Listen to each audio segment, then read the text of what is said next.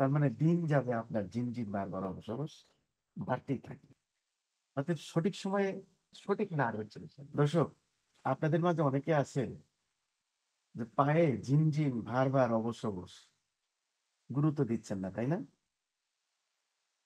এবং আমরা যখন প্রশ্ন জিগাই যে আপনার পায়ে কি ঝিনঝিন ভারবার অবসবস লাগে? কয় না। তার মানে রোগীরা স্বীকার করতে চায় না। ওই তো অবসবস।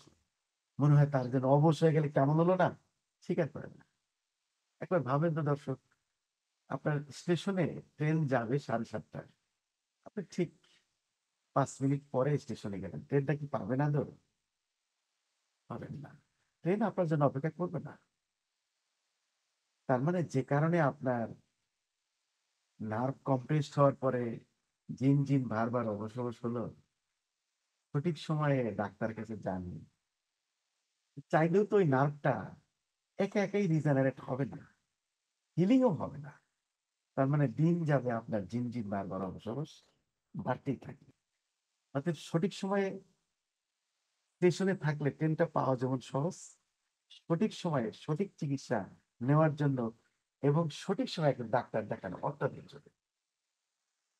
বাংলাদেশে আপনার আশেপাশে অনেক ডাক্তার, অনেক ক্লিনিক আছে, অনেক হাসপাতাল আছে। সেখানে চলে যান।